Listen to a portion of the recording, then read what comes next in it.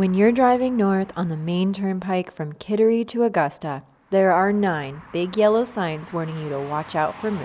Further north, on your way to Bangor, there are more signs of this nature, silhouettes of moose against a bright yellow backdrop along the roadway.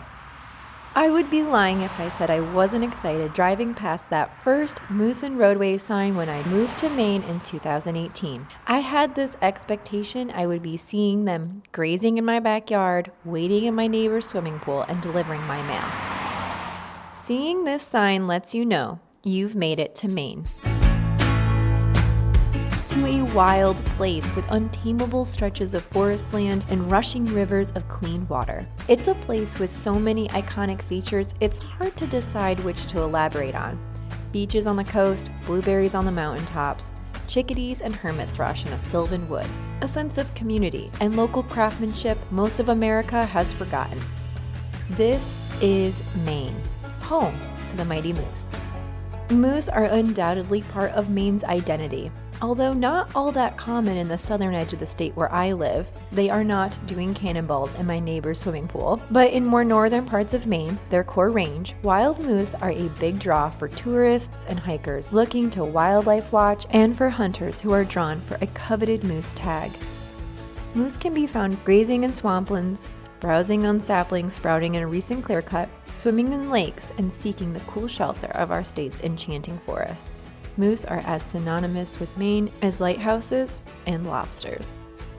My name is Katie Yates, and this is Season 5 of the Maine Department of Inland Fisheries and Wildlife's podcast, Fishing Game Changers. In this season, I'm going to be exploring Maine's moose. I'll be chatting with MDIFW staff to learn more about Maine's moose, how they're managed, and how we're working hard to keep the moose herd healthy and to gain an understanding of the winter tick issue. And if you don't know what I mean by winter tick issue, you'll definitely learn more about that in this series. A bull moose can stand 8 to 10 feet tall and weigh up to 1,500 pounds. Their antlers can spread 70 inches or more tip to tip. Considering their size, moose can be surprisingly secretive and elusive. Finding a moose in the wild can be a bit of luck and a bit of work, unless you have a helicopter. We'll get to that in a later episode. Only a handful of states can boast an established moose population, contributing to the distinct splendor of seeing a moose in the wild. Moose are iconic in Maine. They're part of our culture. They're part of kind of the Northwoods lore that we have here in Maine, and they're a species that, at least in the eastern U.S. and in the Northeast, is pretty unique. Certainly New Hampshire, Vermont, a few other states in the Northeast have moose populations, but they don't really compare to Maine's. In northern Maine, moose really are the most probably iconic species on the landscape. I think when a lot of people think of Maine, they think of lobsters, lighthouses, and moose. So they're important culturally, they're important economically. Certainly moose viewing is very popular in Maine. A lot of people come to Maine with one of their goals being to see a moose, and we get questions from people all the time that want to know where they can go to see a moose. And it is still very possible to go to an area in the northern part of the state and have a very, very good chance of seeing a moose, and even multiple moose. And that's pretty unique. That's pretty tough to do really anywhere else in the lower 48. That's the voice of Nate Webb, the Wildlife Division Director for the department. I've been in this position for coming up on 2 years now. I've been with the department since 2014. I've had a few different roles in my time with the agency. Actually got into this field started off in college at the University of Maine in the wildlife ecology program, and had a really good experience there, and it kind of grounded me in my interest for this profession. I then had an opportunity to go to graduate school in Alberta in Western Canada, and ended up working out there for quite a few years after I finished grad school for the Fish and Wildlife Agency in the province of Alberta. And actually got to work on a variety of species. A lot of my work was focused on large mammals and predator-prey systems. I worked on things like wolves and mountain lions, but also elk and moose and deer and a variety of species. And then came back here to Maine in 2014, and I'm happy to be here, to be back home, and just really excited about the department and the future of wildlife conservation here in Maine. I kind of view, the outdoors as a lifestyle for me. Obviously my career has been driven by an interest in wildlife and the outdoors, and essentially all of my free time and recreation are outdoors oriented. So I'm an avid hunter, an avid angler, hiker, backpacker, canoeer, pretty much anything outdoors. That's kind of how I spend my time. I don't really have any hobbies that aren't outdoors oriented. I've got a couple young kids, and my wife and I are doing our best to instill that same passion in them, and we've been fortunate to take them on some pretty interesting and exciting adventures. Right now they're ages 6 and 10, and we hiked Mount Katahdin with them last summer. We canoed the Allagash with our kids 2 summers ago, and seeing moose, in the water from the canoe, just foraging on aquatic vegetation from, literally a few yards away is, it's a pretty special experience. So I love moose. I don't know about you, but that description made me want to drop everything and plan a canoe trip on the Allagash. Before I do that, I should probably tell you a little bit about the history of moose in Maine. Prior to early settlement, moose were plentiful in the state of Maine, but quickly became scarce in the early 1900s due to unrestricted hunting, leaving the population nearing only 2,000 individuals. Nate Webb. We do know that historically, before the advent of modern wildlife management and regulations that have restricted human harvest of moose, they did undergo a pretty significant population decline due to overhunting back in the 1800s. And the population reached quite low levels in the early 20th century, and at that time there were regulations put in place to prohibit hunting and allow the population to grow. The population began to rebound as laws were implemented to close down hunting, and habitat began improving in vital areas across the state. This is in part due to a little bugger called the spruce budworm. Yeah, so spruce budworm, that's an insect pest that actually it's arguably misnamed. It actually has much more of an impact on balsam fir, which is a very prevalent species in northern Maine in particular. It has the potential to be very impactful. And in Maine, back in the 70s and 80s, there was an epidemic. It was causing drastic levels of mortality for balsam fir in northern Maine. And as a result of that, the large industrial landowners in that part of the state underwent extensive harvesting of our spruce fir forests in the north to salvage that resource. Okay, before we learn a little bit more about the impacts of spruce budworm on moose habitat, I'm going to introduce Lee Kantar. You'll be hearing a lot from Lee throughout this podcast.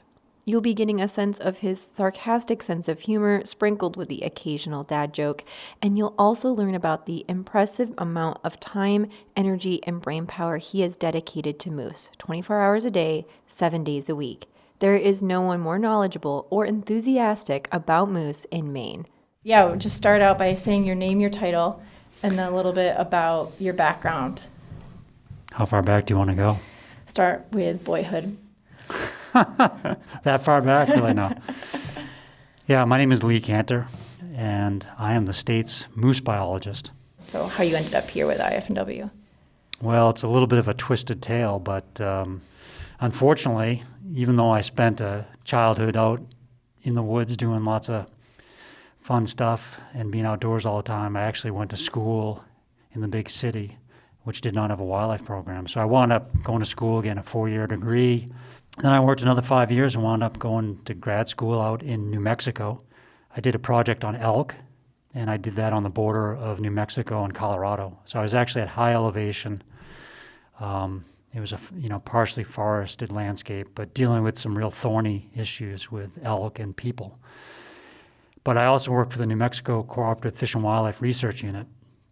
And so, prospective fish and wildlife students, that's like the top thing to do, because a cooperative research unit is all about saying to the state or federal agencies, what are your burning issues with wildlife that you need us to answer? My first job out of graduate school was with the U.S. Forest Service up in northern Cascades, up in western Washington State.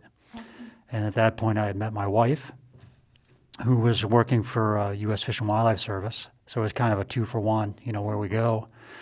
And we were really, really fortunate. We both got work up there, her for the Fish and Wildlife Service and me with the Forest Service. And then I moved on to the state, working for the state Fish and Wildlife in Washington. And then we actually got to a point where, we were thinking hard about having a family. And when you have when you think about raising a family and wanting to be near your family, her family was in Western New York, mine was in New Hampshire and Vermont. And so we decided to try to find work back here. And so I started applying for work in northern New England. I had some places where I wasn't willing to go. So it worked out. We were very fortunate as well to be able to come here, and especially with the research assessment section that I'm in now. All right, so back to spruce budworm. The advent of spruce budworm forced forest companies to harvest en masse. And with the forest coming down from that little insect, the companies want to salvage that wood. It makes a lot of sense. They own the timber. And then at the same time, they're creating more and more road systems to get to that wood. And at the same time, forestry is changing from driving logs down the rivers to more mechanized forestry in the 70s. So this is all happening at the same time. The end result is coming into the 70s, into the early 80s, you've created a situation where there's a new forest coming up out of the old, and you got moose habitat everywhere. The forests coming down gave way for new growth, a favorite food source of moose. Nate Webb elaborates. And the outcome of that was the creation of a lot of young, early successional forests that contains a lot of food for moose. And so basically the impact was setting the table for moose from a food resource perspective. And you really couldn't envision anything that could occur on the landscape, I don't think, that could have resulted in habitat quality for moose as good as we saw in the post-spruce budworm epidemic years. And to a large degree, that's continued with active forest management across the state and in the core moose range. Really, the habitat conditions are exceptional for moose in Maine, and that continues to be the case to this day. Every species needs habitat, food, and water to survive. The new growth segmented by roadways provided ample space and a cornucopia of food. The ideal habitat, coupled with a lack of top-down predators such as wolves, bolstered the steady moose population, which exploded. And so by the end of the 90s, there was more moose in the state of Maine than guaranteed any time ever, because there's also no top-down predators of moose, and so adults have high survival rates. And if there's lots of food out there, and if there's no parasites, living is easy. And really, southern Quebec, northern New Brunswick, and northern Maine is an area of moose abundance that most people don't even realize. And it's really because of those circumstances. Just to recap, Maine's moose population struggled before hunting restrictions and modern management techniques. It recovered in part due to spruce budworm, which caused trees to die and prompted landowners to harvest lumber. In these clear cuts, the forest regenerated, and this provided lots of food for moose, allowing the population to flourish. By the year 2000, MDIFW biologists were pioneering innovative research techniques to determine the population, and by 2012, the moose herd was estimated at approximately 75,000 individuals in the state. It's actually been a remarkable success story. I think as most people familiar with Maine's moose population now would know that we have a very robust moose population, a very large moose population, and that's due in part to the effective conservation measures that were put in place. Maine has developed and implemented a big game management plan for moose, identifying ways to continuously evaluate our moose herd in order to maintain the health of the population. Key elements of a healthy moose population require healthy and adequate habitat and browse for food, as we learned earlier. Maintaining a lower population of about 1 moose per square mile often shows a population with low spread of disease and parasites with high reproductive success. In other words, too many moose in an area increases the likelihood they'll be struggling to find food, be impacted by disease, or be forced to cross roadways, causing dangerous and often deadly collisions. We'll talk more about that later. So, what does Maine's moose population look like today? I ask Nate Webb. In most cases, we don't actually manage wildlife to achieve specific population targets or numbers. Our primary interest in managing moose and other wildlife is, first of all, to ensure a healthy, sustainable population. And so that's kind of the sideboard at the lower end. We're charged with ensuring that a species doesn't become extirpated from the state. On the other end of the spectrum, we also are charged with ensuring that populations of wildlife don't cause problems for people or result in conflicts at levels that are exceptionally problematic for the public. So there's a kind of a broad window within those sideboards, within which really what drives moose management is, in the management of other wildlife, is social. It's all about providing the moose population that the people of Maine want. So long as they're not so abundant that they're causing damage to their habitat or aren't in a situation where disease or parasites become problematic for the species, and so long as the numbers aren't so low that the population isn't healthy or sustainable, we operate within a pretty broad framework within those two ends of the spectrum. And within that, really, it's about achieving social goals for moose. And so it's a kind of a long-winded answer. When we do generate population estimates, it's really for the purposes of public interest. And we use other metrics like health of the moose population, age structure of the population, levels of conflict, levels of vehicle collisions, to make annual decisions on number of permits that we issue through the lottery for hunting purposes, to manage the trend of the moose population up or down. That being said, we do generate population estimates routinely, and there's a number of ways that we go about doing that. But again, those numbers are primarily for public interest. I believe our most recent estimate is approximately 50 to 70,000 moose, and so it's a range, and we're confident that the moose population is somewhere within that range. But at any given time, we couldn't tell you the precise number of moose in Maine, and don't really make a significant effort to do that. We try to manage to achieve an outcome that is positive for the people of Maine using a variety of indices and factors to do that. We know a thing or two about moose because of annual data collected through aerial moose counts, a GPS collar study, and harvest data. Earlier I mentioned that too many moose in an area, or any species for that matter, increases the likelihood they'll be struggling to find food, will be impacted by disease or parasites, or be forced to cross roadways, causing dangerous and often deadly collisions. Hunting is a way to manage the population to avoid these unwanted interactions and to keep the herd at its healthiest. The moose population grew pretty steadily after those regulations were put in place to prohibit hunting back in the early 20th century. And then because in part of those changes to habitat, the population grew to a level where we had our first modern moose hunt in 1980. And after skipping a year in 1981, we've had a moose hunt every year since then, and use hunting as a pretty important tool to manage the population and reach our population goals for moose. It's important to think of the broader context of moose from an evolutionary perspective. So moose are a herbivore, they're a cervid, a member of the deer family, and in their natural environment, they would have a full complement of predators that would interact with habitat conditions and winter weather conditions to hold the population at a certain level within some range of variation. So here in Maine, our situation is actually pretty unique with regard to moose across their range. As I've already mentioned, we have exceptional habitat quality for moose. I couldn't imagine having any better habitat for moose than we have here in Maine.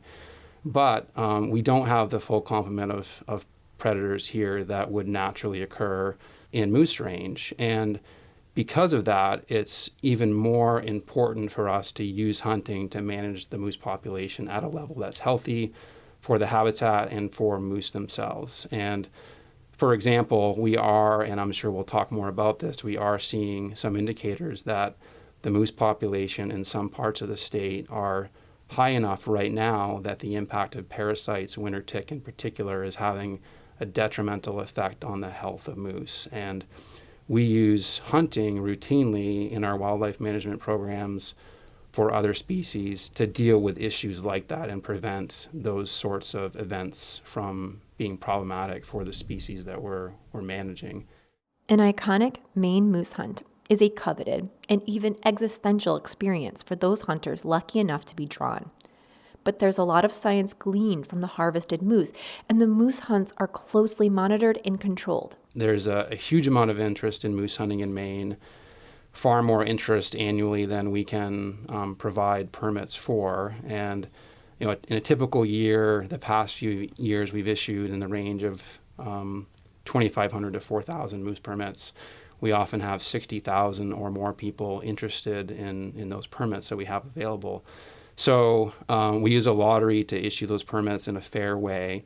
It's really very similar to any other type of lottery in the sense that it's entirely randomized, and there's some additional complicating factors in that people that apply for multiple years build additional priority points or chances in the lottery. So in other words, if you applied for a moose permit for 10 years, that means you have more chances in the lottery to get a permit.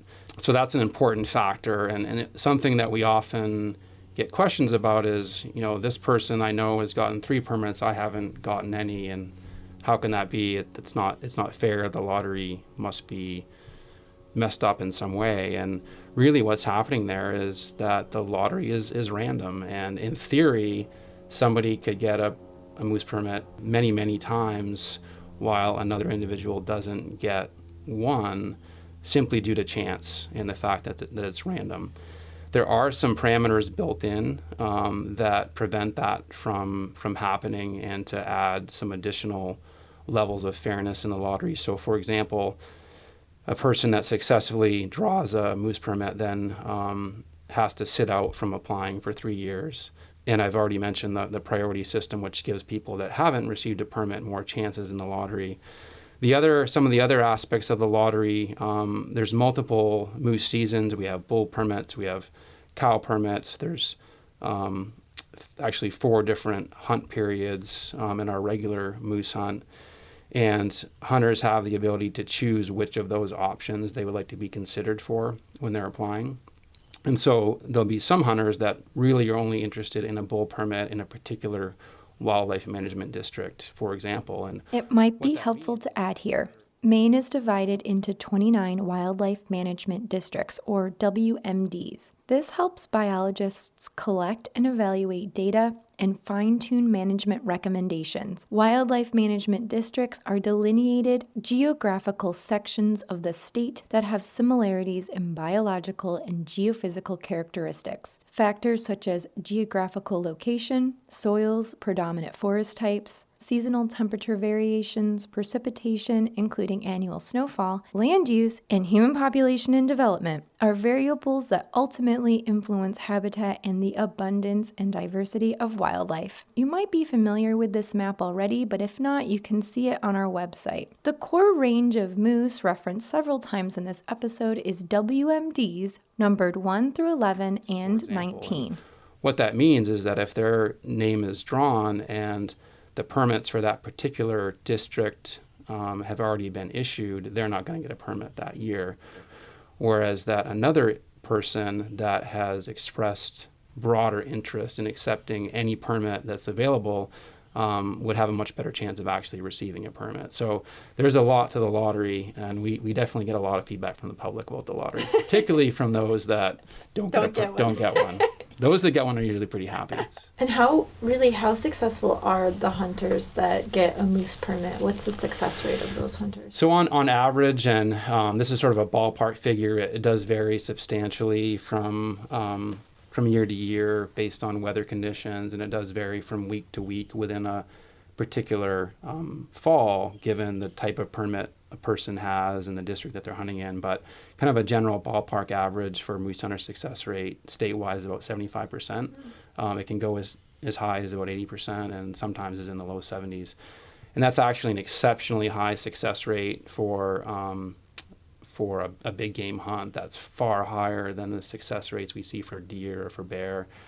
And it's actually far higher than the success rates for moose hunting across the country and across Canada. In a lot of places, the success rate for moose hunters, particularly those that are hunting off a road system, like the case is here in Maine, is in the single digits or teens, so 10, 15, 20%. That's Wow. actually more typical for moose. I will note here that the success rate of 75% is true in the moose's core range, but along the southern central edge of the moose range, moose hunter success is a bit lower. Each moose harvested during the moose hunt must be brought to one of our moose check stations.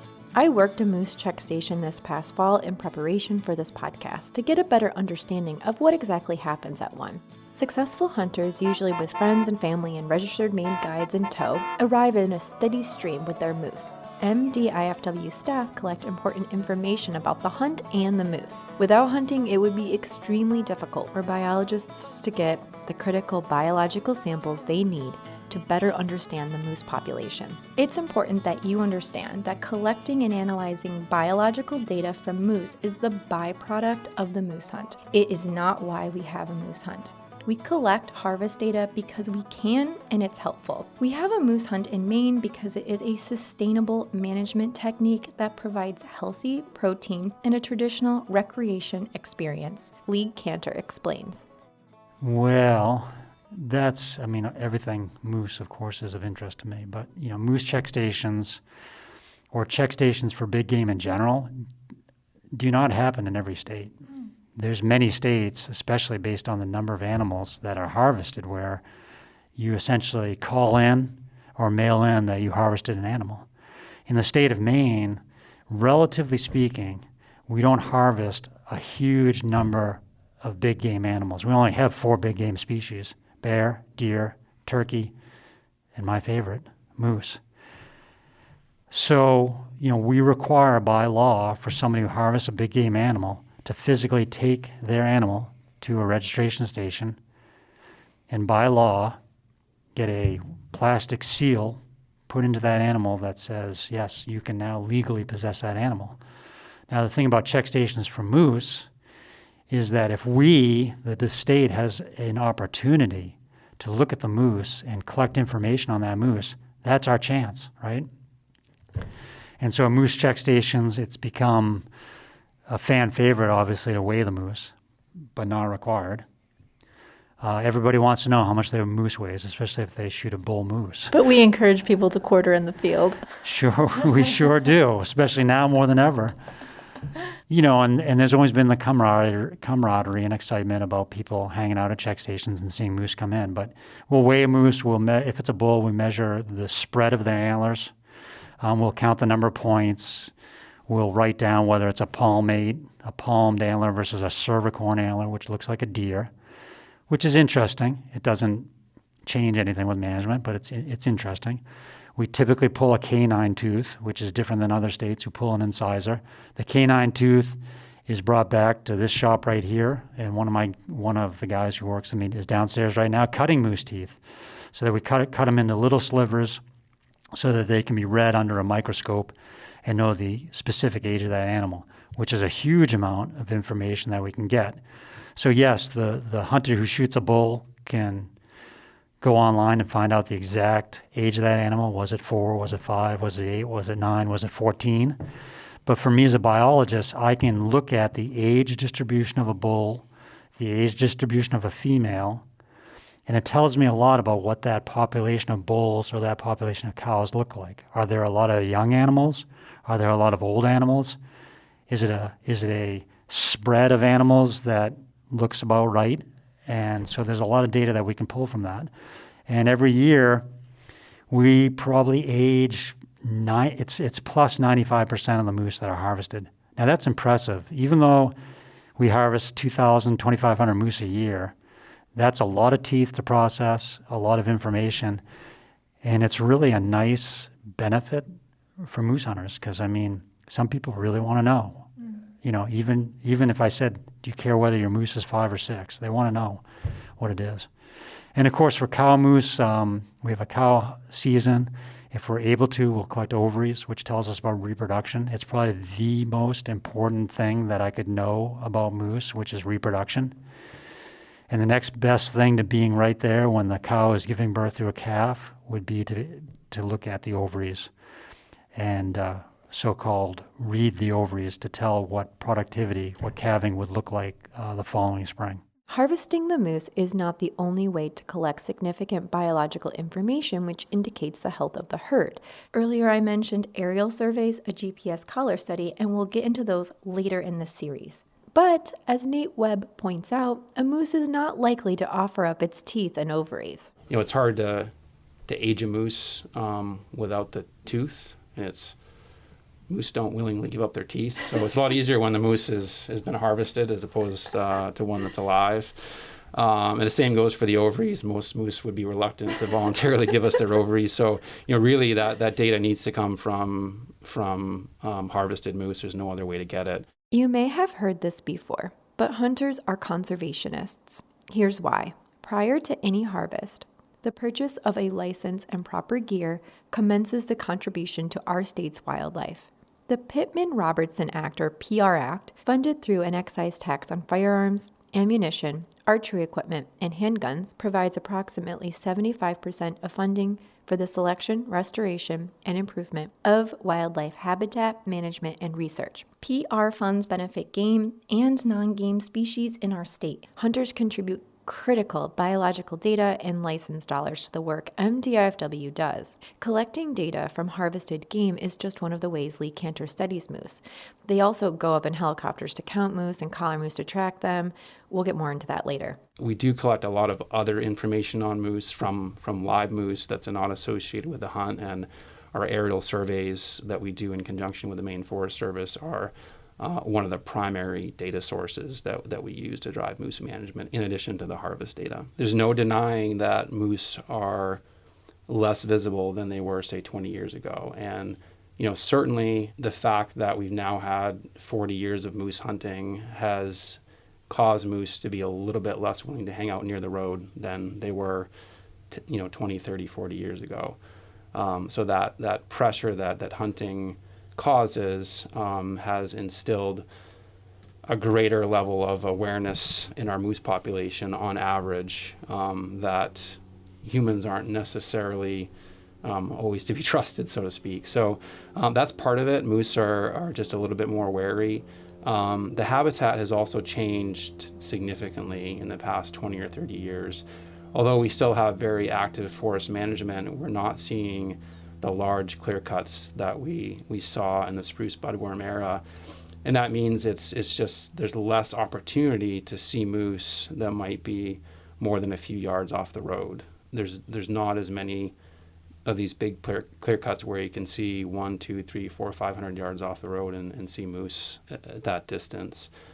What you see from the road system, from a vehicle driving around, is very different from the experience that you get flying in a helicopter when you have good snow conditions. And that's how we survey moose. And I've had the benefit of doing moose surveys in some other jurisdictions, and I can say with confidence that Maine still has an extremely robust high-density moose population. The number of moose that you see on a moose survey in good weather conditions it's remarkable. So are there less than there were 20 years ago? We believe there are, but the densities we have here in Maine, the numbers of moose that we have here in Maine in the core part of their range is still exceptional. An individual moose needs a lot of space to browse for food and to feel comfortable. Our landscape can only support so many moose and other species and people with homes and roadways and businesses, and in other words, it's a tricky balance. In Maine, we have a uniquely densely populated moose herd. They're right on top of one another. And this leads to a whole slew of problems, like winter tick.